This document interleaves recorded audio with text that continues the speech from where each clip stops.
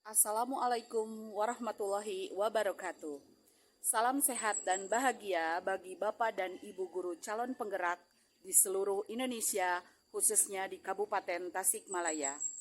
Saya Rika Rinjani, calon guru penggerak angkatan 6 dari SMP Negeri 1 Cikatomas, Kabupaten Tasikmalaya. Kali ini saya akan mendemonstrasikan praktik coaching yang sudah kami laksanakan dengan Ibu Mia Gustaviani Safitri. Kami selalu dibersamai dengan fasilitator Ibu Neng Mardiana SPD yang hebat dan Bapak Galih Wangi MPD sebagai pengajar praktik. Selamat menyaksikan.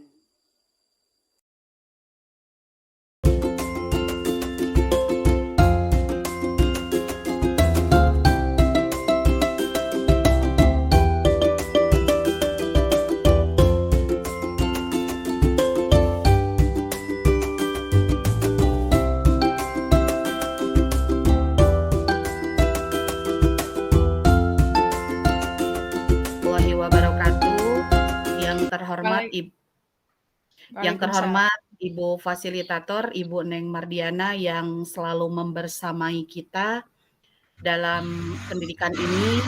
Kemudian juga yang kami hormati Bapak Pengajar Praktik, Bapak Galih Wangi MPD yang juga selalu memberikan semangat kepada kami.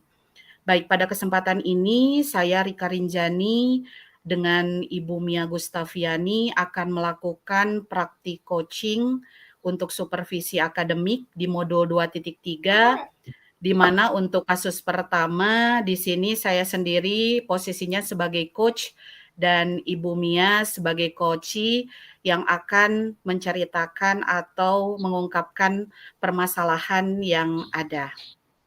Baik, kita mulai. Assalamualaikum Bu Mia. Waalaikumsalam Bu Rika. Iya, apa kabarnya hari ini Bu? Alhamdulillah Bu, sehat. Iya, alhamdulillah. Ya, maaf ya Bu Rika, tadi saya menghubungi Bu Rika terus. Bu Rika sedang sibuk ya? Iya Bu, saya juga minta maaf. Tadi ada 3 panggilan tak terjawab, kemudian ada WhatsApp juga. Kebetulan tadi saya lagi ada mengawas Bu, lagi PAS. Iya, iya. Tadi di WhatsApp Bu Mia mengatakan ingin ngobrol ya dengan saya. Ada yang mau diceritakan Bu? Iya Bu, begini. Sekarang kan sedang PAS ya. Nah, saya itu punya seorang murid, dia itu sudah tidak sekolah beberapa hari ini, 1 minggu kemarin tidak sekolah, kemudian tadi juga PAS tidak sekolah. Saya itu bingung gitu Bu, apa yang harus saya lakukan terkait siswa tersebut Bu. Oh, begitu ya. Jadi Bu Mia punya masalah bahwa ada salah satu anak didiknya yang memang jarang sekolah gitu ya Bu ya.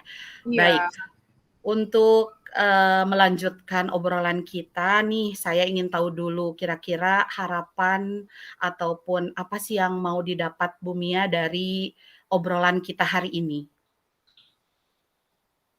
Tujuan Bu Mia apa?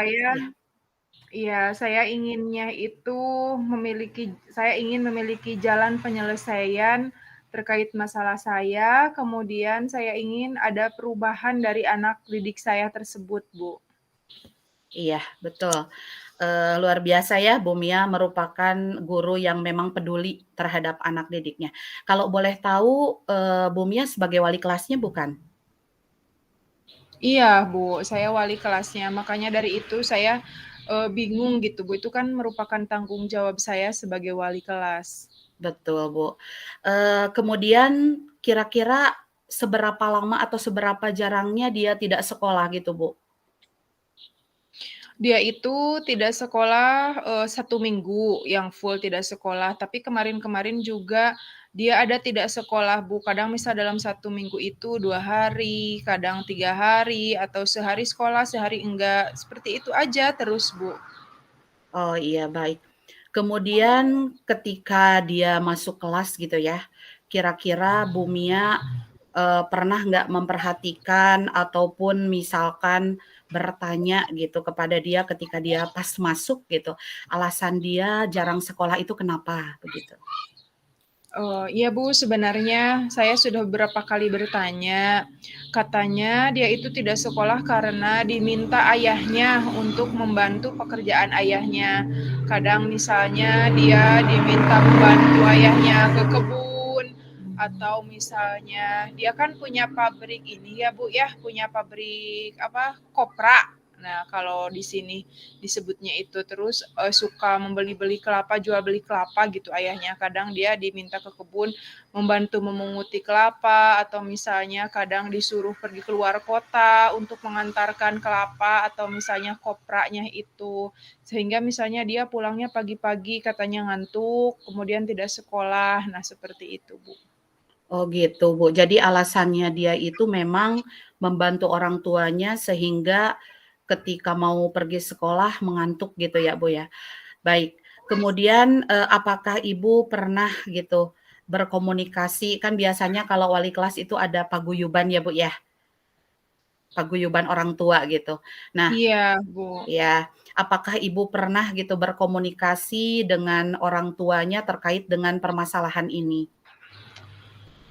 Kebetulan saya agak takut, Bu, kalau ke orang tuanya. Soalnya yang saya tahu dari rekan, di kelasnya itu, orang tua si anak itu tuh galak, Bu. Jadi misalnya si anak itu tidak menurut, nanti katanya dipukul anaknya atau dimarahi habis-habisan gitu. Jadi saya pun kadang terhadap anak itu kasihan kalau misalnya saya tegur, jadi dia terbebani gitu, Bu, di rumah terbebani, terus sama saya juga terbebani gitu, Bu. Iya, iya. Kemudian pernah nggak Ibu, mengajak mengobrol berdua gitu dengan anak tersebut, terkait dengan, apa namanya, kira-kira solusinya kalau memang tadi Ibu Mia mengatakan bahwa anaknya itu takut gitu ya, Bu, sama orang tuanya gitu. Atau mungkin Bu Mia pernah berkonsultasi dengan guru yang lain gitu ya, terkait dengan anak ini? Iya, Bu, saya juga pernah berkonsultasi, tetapi, eee, tidak ada, apa namanya ya, tidak ada jalan keluarnya karena masing-masing dari kami juga takut gitu, Bu, terhadap orang tua anak itu. Katanya takutnya kalau misalnya kita ajak ngobrol gitu orang tuanya, takut anak itu disangka mengadu terhadap kita sehingga nanti imbasnya kepada anak tersebut lagi gitu, Bu. Oh, iya. Kemudian mungkin Bu Mia ada langkah tertentu nggak atau strategi gitu ya, misalkan dengan, kolaborasi dengan guru BP ataupun dengan guru mata pelajaran yang lain gitu terkait dengan permasalahan anak ini, supaya tidak artinya bahwa anaknya tidak merasa tertekan, kemudian kita juga mendapatkan solusi gitu, Bu. Pernah tidak? Belum sih, Bu, saya belum pernah melakukan itu. Mungkin setelah ini saya akan mencoba untuk mengonsultasikannya, Bu. Saya bisa mungkin nanti dengan BP ataupun bisa ya kalau misalnya saya, konsultasi dengan, apa namanya, pihak pemangku kebijakan di wilayah itu mungkin. Karena ya kalau misalnya saya melakukannya sendiri, saya berpikir saya kurang sanggup gitu, Bu. Nanti mungkin saya minta bantuan terhadap yang dekat dengan anak itu, dengan rumah, yang dekat dengan di wilayah anak itu, Bu. Iya, betul sekali. Langkah yang akan Ibu Mia lakukan memang saya setuju gitu ya, Bu. Kemudian, eee, misalkan kan tentunya anak ini kalau misalkan dalam tenggang waktu berapa hari gitu, bukan hanya di pelajaran Bu Mia ya, Bu, ya, tidak masuknya tetapi di pelajaran guru yang lainnya juga. Ada nggak keluhan dari guru lain juga terkait dengan ketidakhadiran anak ini, Bu? Iya, ada Ibu. Jadi mereka mengadu kepada saya, wali kelasnya gitu. Makanya saya sendiri, selain di pelajaran saya tidak ada, dia juga kan menjadi apa, saya terbebani gitu dengan laporan-laporan yang diberikan oleh guru yang lain. Iya, betul.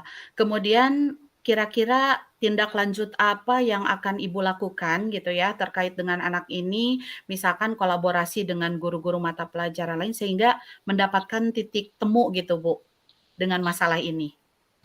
Ya, mungkin nanti saya akan panggil dulu anaknya, saya akan cari tahu kebenarannya lebih jauh lagi, apakah benar orang tuanya itu galak ataupun misalnya sering memaksa dia gitu. Dan setelah itu mungkin saya bisa melihat situasi atau kondisinya dan bisa menemui orang tua dari anak tersebut. Saya akan memberanikan diri saja kalau begitu, Bu. Nah, betul sekali ya Bu ya, langkah yang akan Bu Mia lakukan untuk menemui orang tuanya mungkin itu lebih efektif Bu.